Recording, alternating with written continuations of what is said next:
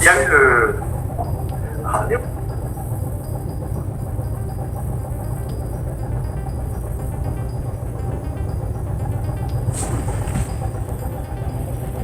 que nos fameux sénateurs, ce que j'appelle les gens qui sont à la maison de retraite, c'est des gens que Fogna Simbe a désignés, qui sont à la maison de retraite tranquille, qui vont bouffer, l'argent du Togo et qui vont se faire payer tranquillement pendant que nous n'avons pas d'hôpitaux, pendant qu'on n'a pas de plateau technique relevé, pendant qu'on n'a pas de bourse pour les étudiants, on n'a pas de bourse pour les élèves, on a des écoles qui sont décoiffées par je ne sais pas comment dire ça, par les intempéries. Je voudrais demander à la technique de passer l'école primaire de la résidence à Tablibo. C'est une école primaire dont les toits ont été décoiffés cette semaine par les premières pluies qui sont tombées dans la partie méridionale du Togo. Il faut passer cette image-là avant. Voilà, il faut passer cette image-là avant la photo de Barry Moussa Barké. Et donc, cette école qui est totalement décoiffée, on n'a pas l'argent pour réparer les écoles, pour équiper les lycées scientifiques de laboratoire, pour équiper l'université de laboratoire. Mais on a de l'argent pour payer des sénateurs, des vieux qui ont eu toute leur carrière dans le régime, qui devaient normalement être à la retraite, se reposer tranquillement. On leur crée une maison de retraite et on essaie de les parquer là-bas pour qu'il y ait moins de bourdonnement. Vous savez, dans le système de la mafia, les gens se tirent jusqu'à mort. Voilà, ça c'est une école à Tablibo, l'école primaire de la résidence à Tablibo, dont le toit a été décoiffé par un vent violent cette semaine. Nous sommes à Tablibo, école primaire de la résidence à Tablibo. Nous sommes dans une zone minière. On a au moins ici 3 ou 4 entreprises qui exploitent les mines dans ces localités-là. Voilà les écoles qui ont été décoiffées par un vent violent cette semaine à Tablibo. Et voilà dans quelles conditions on attend. Là maintenant on attend qu'on cherche les moyens pour aller acheter des tôles pour refaire les écoles. Et pendant ce temps on a de l'argent pour entretenir des vieux pépés et des vieilles pépés, je sais pas comment les appeler, qui ont passé toute leur vie à faire des dégâts économiques, à être impliqués dans les dossiers de corruption, à voler de l'argent, à détourner des milliards. Et ces gens-là, on va les parquer dans une maison de retraite qu'on appelle le Sénat, et tout le monde est tout sourire. Et ça, c'est le Togo, ça. Ça, c'est à Tablibo. À Tablibo, on a au moins 3 usines de cimenterie. L'école n'est pas clôturée, les travaux ont été mal faits, et première pluie, premier vent, tout est parti en fumée. Et voilà le Togo profond qu'on ne montre pas souvent. Et quand vous montrez ça, on dit ah voilà, il ne faut pas montrer ces endroits-là. Et ça s'est passé cette semaine. C'est passé il y a 2 ou 3 jours à l'école primaire de la résidence à Tablibo. C'est comme ça que l'école s'appelle, l'école primaire de la résidence à Tablibo. À 75 km de Lomé, comme quelqu'un le dit dans les commentaires, je pense même pas qu'on est à 75 km de Lomé. Voilà. Voilà dans les conditions dans lesquelles nos enfants étudient.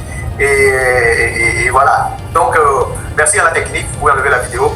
Et je vais poursuivre mon allocution. Donc voilà.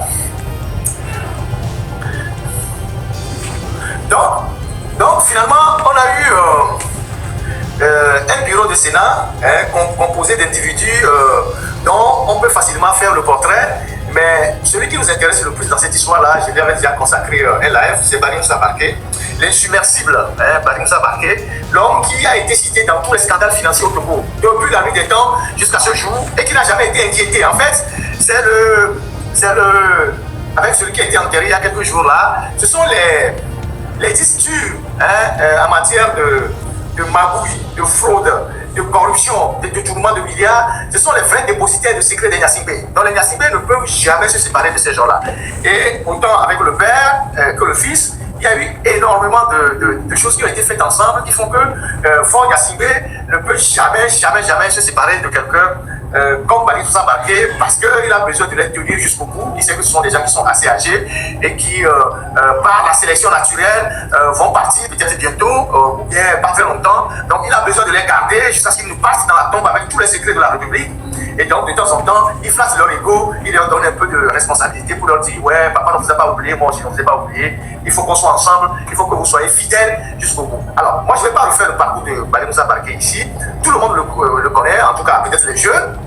Mais c'est quelqu'un autour duquel on a construit un mythe. Hein, on a construit un faux mythe. C'est comme les attentats de Salakawa et tout ce que vous savez là. Que quand il a étudié en Europe, à la Sorbonne, on a écrit sur le mur de la Sorbonne, quand vous arrivez, que faites comme Bali Moussa Barké. Bon, ceux qui sont en France, beaucoup sont allés à la Sorbonne, ils n'ont jamais vu ça nulle part. Il n'y avait rien comme ça. Donc c'est comme ça qu'on nous a dit quand on était au cours primaire, qu'il y avait un Togolais tellement intelligent. Il était plus intelligent que Einstein. Voilà. Donc, mais on n'a jamais vu ce qu'il a inventé. Il était tellement intelligent que quand il a fréquenté chez les Blancs, il dépassait les Blancs, même les Blancs étaient derrière lui. Et à la fin, quand il a eu les diplômes, on a écrit sur la Sorbonne, faites comme Bali Moussa Barké. Bon, les gens qui sont en France là, vous avez vu, ceux qui voient la Sorbonne, vous avez vu ça quelque part? Vous avez vu, on a écrit sur un mur quelque part là-bas, que faites comme Bali Moussa Barké. Zéro cocorico. Tout ça, c'est des trucs qu'on a inventés pour construire des mythes. Et à la fin, ces gens-là, ils sont arrivés de l'extérieur, ils n'ont servi qu'à plomber leur pays, à détruire leur pays pendant toute leur carrière. Et ils continuent de faire des trucs pendant que les jeunes sont en train de souffrir et tout ce que vous pouvez imaginer. Et donc, Bali Moussa Barké, et je vais évoquer deux faits majeurs. On connaît son rôle dans les phosphates, je vais évoquer ça tout à l'heure. Au port autonome de Lomé, je vais évoquer. Au ministère des Finances. Partout où il est passé, on connaît les dégâts qui ont été créés par Bali Moussa Barké. Et il fait bien d'être discret. Parce que celui qui est mêlé à ces genres de choses ne fait pas de bruit. Pour que, au moins au niveau de la République, on puisse un peu l'oublier. Voilà. Et donc, le premier sujet sur lequel je voudrais évoquer le cas de Bali Moussa Barké, c'est la lagune de Lomé. Vous savez que Bali Moussa Barké, il est hydraulicien. Il est hydraulicien. Vous savez, sur les questions de l'assainissement, il y a plusieurs secteurs.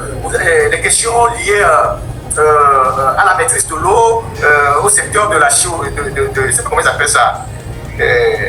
Sur le point de l'hydrogéographie, il y a plusieurs spécialistes. Vous avez les géomorphologues, vous avez les hydrologues, vous avez les hydrogéologues, vous avez les hydrauliciens, et vous avez, il y a encore un qui m'échappe là. Donc, Bali Moussa Barké n'est pas ingénieur des ponts et chaussées, il est hydraulicien. Et dans ce cadre-là, c'est lui qui a eu l'idée et qui a soumis cette idée à Yadima d'assécher la lagune de Lomé avec un feu caché Mévédor, qui était lui le chef d'arrondissement hydraulique de la ville de Lomé. C'est les deux qui ont eu cette idée funeste. C'est une idée funeste qui crée jusqu'à ce jour les problèmes à la ville de Lomé, les problèmes d'inondation qu'on a dans la basse ville. C'est-à-dire les quartiers qui sont comme les quartiers de Hancock, Nikonakwe, Moutievé, jusqu'à Koré-Siwa. Et tout ça, c'est parce qu'on a asséché la lagune que tous ces quartiers sont inondés. Et c'est Bali Moussa Barké qui a eu cette idée et qui sont allés chercher cette entreprise hollandaise qu'on appelle Boca, qui a eu sa base vie à côté de Diakopé pour assécher la lagune. C'était une idée des plus farfelues qu'on n'a jamais connue. Vous avez vu déjà au Ghana, on a asséché la lagune. Vous avez vu en Côte d'Ivoire, on a asséché la lagune. Vous avez vu en Côte d'Ivoire, on a asséché la lagune. Non. Mais au Togo, ils ont convaincu Yadima que le seul moyen de faire quoi, c'est d'assécher la lagune. Et Yadima, lui, il voyait que le côté sécuritaire de la chose. C'est pour ça que, comme Yadima vivait au camp hérité, ils ont asséché la lagune jusqu'aux alentours du camp hérité. Parce qu'ils ont convaincu Yadima que si la lagune était praticable dans toute sa largeur, les terroristes ou les gens qui ont de mauvaises idées vont nager pour venir l'attaquer au camp hérité. Donc vous allez constater que la zone qui a été la plus asséchée, c'est à partir de Bonké jusqu'au niveau du camp hérité, et puis on s'est arrêté là-bas. Si aujourd'hui, la grande partie de la ville de Lomé, en tout cas la partie ancienne, est inondée, c'est le résultat de ces gens-là. Lui et Feu Gachin Bivédor. C'est eux qui ont fait ça et qui ont englouti des milliards. Et si le fait d'assécher la lagune était une bonne idée, pourquoi aujourd'hui on fait le quatrième lac? Pourquoi on recreuse Lomé? Si l'idée d'assécher la lagune était une très bonne idée, pourquoi aujourd'hui, à certains endroits, on rouvre la lagune? Puisque le quatrième lac, c'est une ouverture du lit de la lagune. On a réouvert le lit de la lagune en mettant le quatrième lac. C'est pour ça qu'aujourd'hui, l'eau n'arrive pas à circuler et que Lomé est inondée. Ça, c'est un de leurs résultats. Et le dimensionnement même, le circuit même de la Tuchon de Lomé, c'est lui qui a eu ces idées-là. Et qu'aujourd'hui, la plupart des quartiers de Lomé ne sont pas desservis par la TDE parce que les châteaux sont mal positionnés, il n'y a pas d'eau qui vient dans les robinets, il n'y a pas ça, il n'y a pas ça, c'est lui. Et donc, tout ce qui est les mines, l'énergie, l'eau, c'est lui qui a contrôlé ce secteur pendant au moins 40 ans, avec toutes les bagouilles qui ont suivi. Mais si vous parcourez Lomé jusqu'à Saint-Cassé, vous ne verrez nulle part où M. Bali Moussa Barké a installé une usine pour employer des gens, a installé installé ne serait-ce qu'une petite savonnerie pour exploiter les gens ou bien pour employer les gens. Les gens qui sont sortis la dernière fois à Mandoury pour organiser une marche là. La question qu'on devait leur poser, Barry Moussa Barké qui était l'hydraulicien, est-ce qu'il a au moins fait beaucoup de forages pour régler le problème d'eau qui se pose dans la région des savanes, où les gens vont chercher de l'eau dans les rivières. Nous avons fait plusieurs articles, on a fait plusieurs dossiers de la région des savanes où les gens vont dans les rivières qui sont asséchées pour aller chercher de l'eau. Et pourtant, lui, c'était un hydraulicien. Il devait avoir la solution. Voilà. Donc, il y a ça, il y a ce dossier-là, mais il y a aussi le dossier de la privatisation de l'IFG, de l'OTP à l'IFG. Et ce dossier de la privatisation de l'IFG et de l'OTP à l'IFG, il y a 18 ans, j'avais traité ce dossier de façon assez professionnelle. C'était le temps où il n'y avait pas encore fait, je ne sais pas s'il y avait déjà fait Facebook, mais il y avait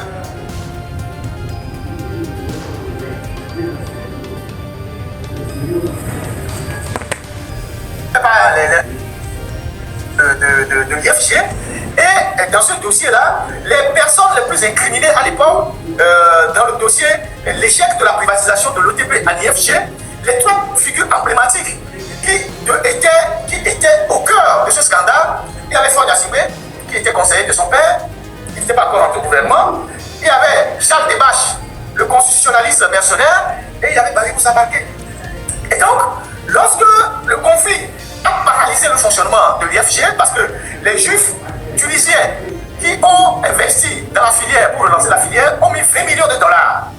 Donc, cet argent, une grande partie de cet argent a été détourné. Et ça a créé des conflits internes. Et finalement, ils sont allés à la justice. Et la justice a mis la société sous administration provisoire.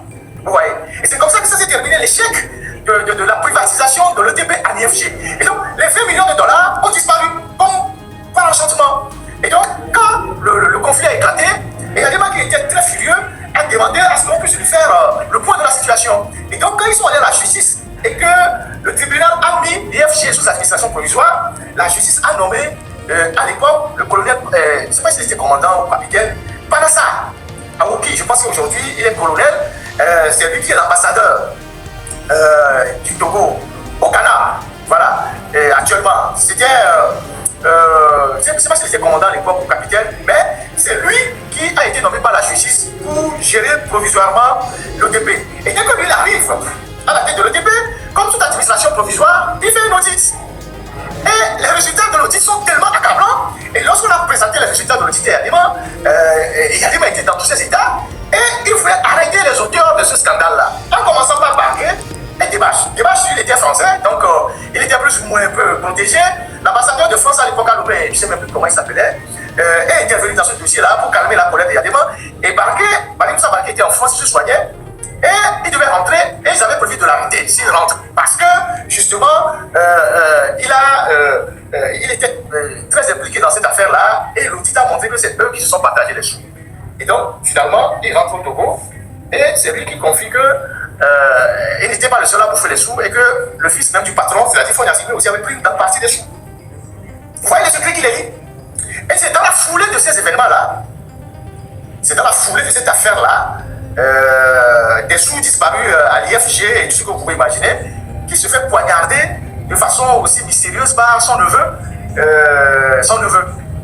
Et l'histoire autour de cet incident est assez profond. Et donc, il se fait poignarder par son neveu. Et donc, après, il y a eu cette administration provisoire. Donc, les juifs tunisiens ont été écartés de la justice. Ça a choisi Panassa pour gérer la filière. Et dès que Ford devient ministre, je pense en 2003, dès que Ford devient ministre,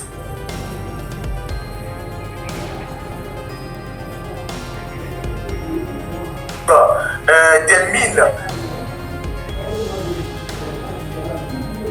postes, équipements, et je ne sais pas.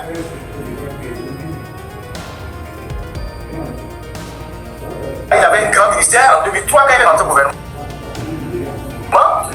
La première personne que Ford limoge dans les phosphates, c'est le commandant Panassa. Parce que c'est par lui que le malheur est arrivé. C'est-à-dire c'est lui qui a fait l'audit et qui a permis à Yadima de savoir que l'argent a été été détourné par ses collaborateurs immédiats, donc les 3 personnes que je vous ai citées là. Et donc quand Faure devient ministre, il limoge immédiatement Banassa. Et Banassa n'a plus eu une véritable ascension dans sa carrière. Il limoge Banassa et il le change par Charles Takou, quelqu'un qui était proche de lui. Il limoge immédiatement Banassa parce que c'est par Banassa que l'outil est arrivé, que le scandale a éclaté. Et donc, il limoge Banassa et il le remplace par un de ses amis fidèles qu'on appelle Charles Takou, qui lui aussi, je pense, n'a pas fait plus de 3 ans à la tête de l'IFG avant que Faure ne devienne président de la République. Et comme ils ont fait les magouilles à l'IFG, ils ont changé le nom de la société qu'ils ont appelé désormais SNPT.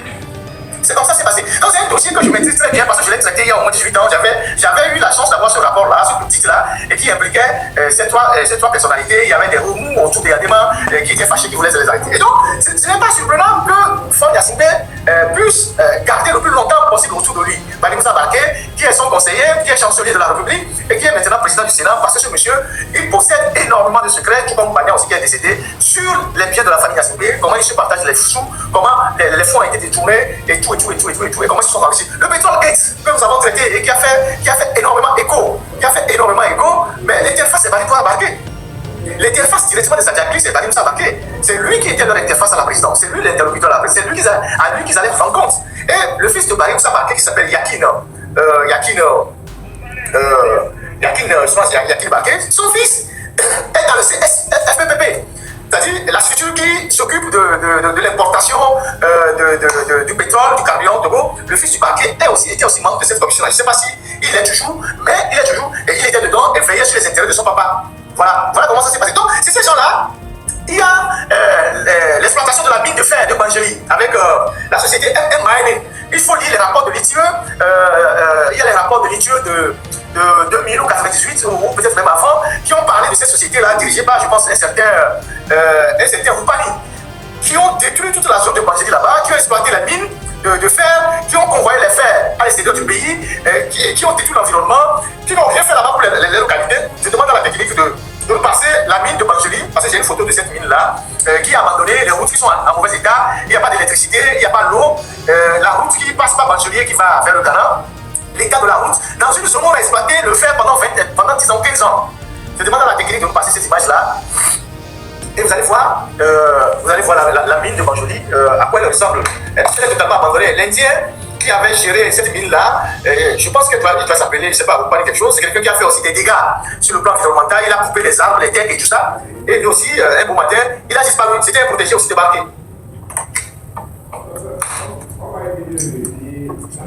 Est-ce qu'on peut avoir les images de la mine excusez-nous du nouveau format, et ça nous permet de vous montrer les choses immédiatement de vous montrer les choses, de projeter des images pour vous dire voilà de quoi on parle, voilà ce que cette zone est devenue, et voilà.